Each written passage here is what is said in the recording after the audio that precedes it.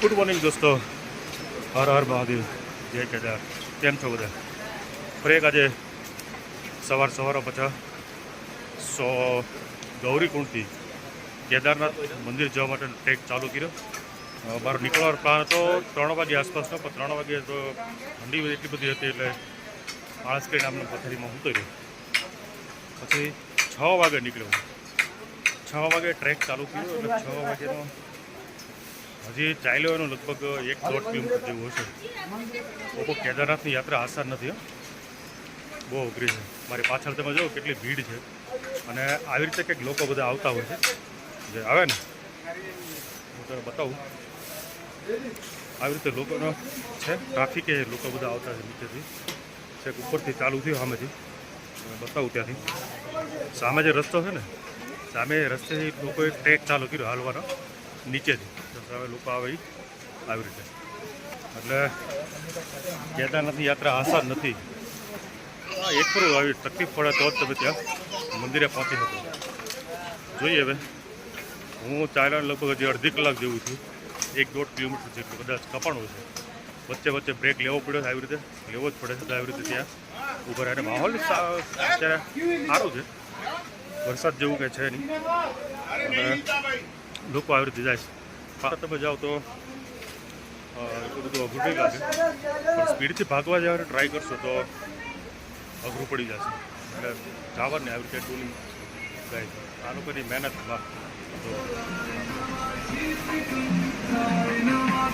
આવી રીતે આ લોકોનું છે ને. ચલો હવે ધીમે ધીમે આગળ વધીએ. અને ફરી ત્યાં હેલિકોપ્ટર ચાલુ છે, બહુ બધા હેલિકોપ્ટર નીકળે છે કન્ટિન્યુ. એટલે ટ્રાફિક છે. ચલો ધીમે ધીમે આગળ ફરી પાછા આપણે મળીએ આગળ ધીમે.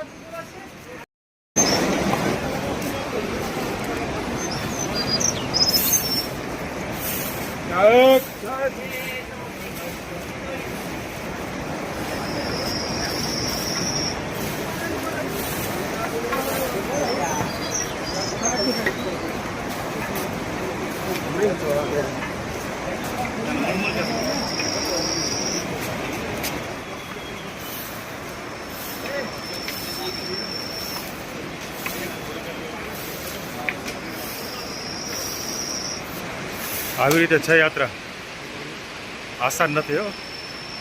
હજી 1 કલાક થઈ આવેલું એની, 2 કિલોમીટર કાપ્યું છે.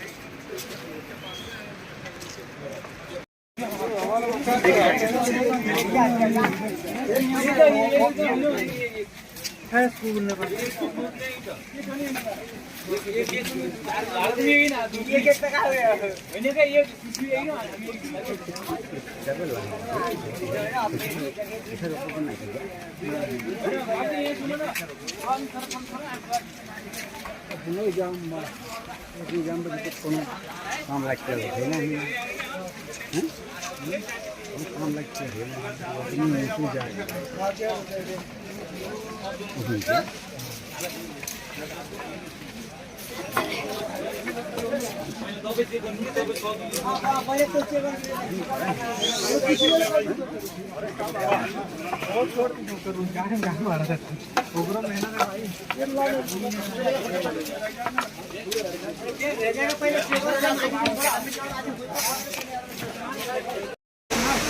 दोस्तों फाइनली सवारे 6 वाग्यानी बात 16 કિલોમીટરના ટ્રેકની અંદર 5.5 કલાકની અંદર હજી મેં 6 કિલોમીટર કાપ્યું. આવો ટ્રેક છે. પાછળ અત્યારે ટ્રાફિક બધો જતો જાય સારો એવો, અને ચડાઈ પણ આ છે. તમે જો તો આવી રીતે પણ થાક તો લાગતો જાય છે, પણ થાકથી યારે તમે આવો વચ્ચે વચ્ચે આવા વ્યૂ આવે ને પોઈન્ટ, એટલે તમારો થાક પછી ઉતરી જાય. આ તો મજા આવે, થાક જોઈએ ને આવા વચ્ચે વચ્ચે પોઈન્ટ આવે એટલે મસ્ત આવી જાય. એટલે આવા નજર આવતો એટલે વાંધો ન આવે. સ્ટેપ કરવાનું અઘરું તો છે ભાઈ, કેદારનાથના દર્શન આસાન નથી. આપણે બેઠા બેઠા જોઈશ આવી રીતે પીઠુમાં બધા જવાનું.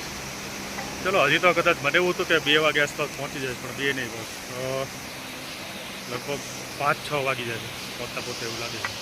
કેમ કે ટ્રેક એટલો અઘરો છે ને, બધા ટ્રેકમાં આવતા હોય બધા જોઈએ, એટલે ટ્રેક ખતરનાક છે.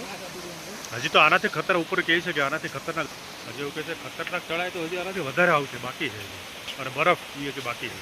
વરસાદ વચ્ચે હતો તો મોસમ છે ત્યાં સુધી જેટલું ખેંચાય એટલું ખેંચી લઈ.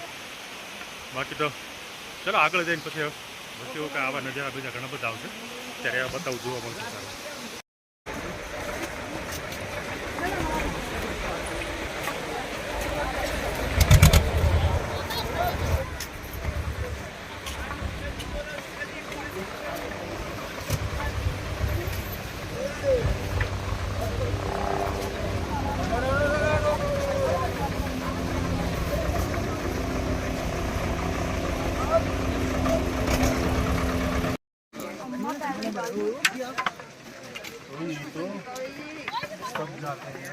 क्या अब नहीं आप हाथ की ताली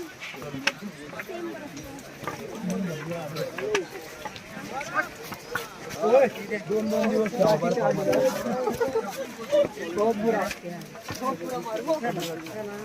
चल रहा है, पर मैं आऊँ 2-3 दिन केदारनाथ हूँ, जब जीप कटाई ना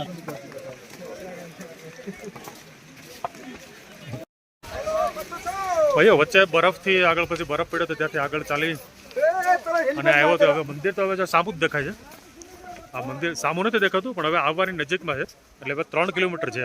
જો આ દેખાય, આ બેઝ કેમ્પ આવી ગયો. અમે બેઝ કેમ્પ છે એ હવે બહુ લાંબુ નથી, 3 કિલોમીટર જ છે.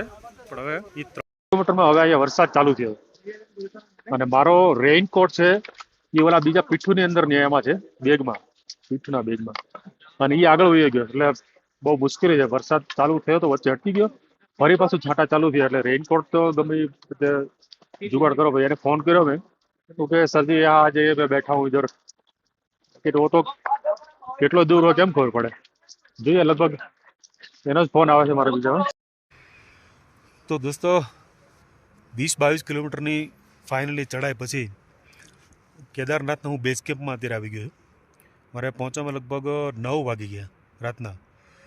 ભાઈ ખતરનાક છે ટ્રેક તો યાર. આ તો અહીંયા આવ્યા પછી ખબર પડી, બાકી તો વિડીયોમાં જોતા કોઈક વાત કરે તો એવું લાગતું કે ભાઈ 20-22 કિલોમીટર છે, 5-6 કલાકમાં પૂરું થઈ જાય ટ્રેક. ભાઈ એવું નથી. જ્યારે અહીંયા આવીને તમે પ્રેક્ટિકલી એક્સપિરિયન્સ કરો ને ત્યારે ખબર પડે કે બહુ આસાન નથી. કેદારનાથના દર્શન કરવા અઘરા તો છે બોસ, અને વાતે આજે ત્યારે જ તે કેદારનાથ બાબાના દર્શન થઈ શકે. પણ ખેર સવારે 6 વાગ્યાનો નીકળ્યો હતો, એટલે રાત્રે 9 વાગે પહોંચ્યો હું. અને એ બેઝ કેમ્પ સુધી આજે થોડું ધીમે ધીમે કરીને પછી ખેંચી લીધું. એટલે મંદિર અહીંથી પછી સવારે 1 કિલોમીટર દૂર રહે ખાલી.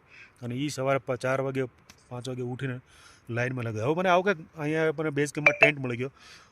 ટેન્ટનું ભાડું અત્યારે સિંગલ બેડ સિંગલ પર્સન માટે મેં રાખ્યો, અને એણે મને ડબલનો આપી દીધો છે, ખાલી હતો એટલે. બાકી તો 10-10 લોકોને શેરિંગમાં બધું હોય છે ટેન્ટ. અને ઠંડી તો ગજબની છે. રાત્રે કદાચ અત્યારે માઇનસમાં જ છે, પણ રાત્રે તો કદાચ વધારે જાય, કેટલું જાય તો ખબર નહીં, પણ 20-25 એટલે એનાથી વધારે તો માઇનસ હોય જ અહીંયા કેદારનાથમાં. તો આવો કંઈક મારો નાનો અમથો ટેન્ટ છે. આમાં તો માંડ આ બધું અહીંયા મારો લગેજ પીડ્યો છે, મારો લગેજ છે. અને બાકી અહીંયા આ લોકો આવી રીતે ફેસિલિટી આપે છે, લેમ્પ હોય છે અને ચાર્જર હોય છે. અને આવી રીતે અહીંયા ચાર્જર મૂકી દેવાનું, રાત્રે સૂતી વખતે ફરી પાછું આમાં લગાવી દેવાનું. મોબાઈલ મારા 2 ચાર્જ મૂકી દે. અને નીચે મેટ્રેસ છે, वो માટે ટેન્ટ પેક કરી દીધો છે અત્યારે જો કે મેં. અને બાકી આ સ્લીપિંગ બેગ આપી છે કે -ડિગ્રીમાં જ્યારે તમે ઓઢીને હોવાનું હોય તો આને હોવાનું હોય. અને વધારાનો પછી મેં એની પાસે બ્લેન્કેટ હતું માંગ્યો, તો બ્લેન્કેટ મને 2 આપી દીધા. તો આ બ્લેન્કેટ છે અહીંયા, અને ઓશિકું પણ આપી દીધું. એટલે આ બ્લેન્કેટ પીડ્યા છે, અહીં મારો સામાન, અને પછી આ સ્લીપિંગ બેડ ઓઢીને હોઈ જવાનો. અવડો નાનો તો ટેન્ટ છે. હું આવું બતાવું. બહારથી જો હું હવે માંડ બંધ કર્યું છે, પણ તમને બતાવવા માટે ખોલવું પડશે. બહારની સિચ્યુએશન તો ભાઈ ગજબની છે. ઓ વાહ, હું તને બતાવું નજારો. આ બધા ટેન્ટ છે અહીંયા, જેટલા છે ને આ બધા ટેન્ટ. હું જે રોકાણો છું એ બધી પ્રોપર્ટી બાજુમાં આવી રીતે અહીંયા પણ ટેન્ટ છે. જો આ એક ટેન્ટ. અને મંદિર દોસ્તો તમને કદાચ વિડીયોમાં દેખાતું હોય કે નહીં ખબર નહીં, પણ બતાવવાનો ટ્રાય કરું. સામે ઘુમટ દેખાય છે મંદિરનો. આ અહીંયા ટેન્ટમાં બેઠા બેઠા તમને બતાવું. આ મંદિરનો ઘુમટ છે. આખું મંદિર નથી દેખાતું, પણ મંદિરનો ઘુમટ છે. સવારે નજીક છે નહીં તો ત્યાંથી હું પછી તમને એના આવતા વિડીયોની અંદર એના દર્શન તમે કરશો. તો આવો કંઈક છે ટેન્ટનો માહોલ. અને હોટલની રૂમવાળું તો વ્યવસ્થા અહીં મને તો ક્યાંય જોવા મળી. એટલે તમારે ગમે તેમ કરીને પછી ટેન્ટ જ રાખવો પડે, અને ટેન્ટ જ અહીંયા ઇઝી પડે છે. અને સારું છે. ગરમ પાણી, હા છે, એને મને ગરમ પાણીની પણ 2 બોટલ આપી છે. એક આ છે, આ ગરમ પાણી એને અહીંયા બનાવીને આપ્યું મને. ગરમ પાણી આવી 2 બોટલ છે. એટલે તમારે અહીંયા નાવા ધોવાનું તો કાંઈ આવતું નથી, નોર્મલી રીતે ફ્રેશ થવાનું હોય છે.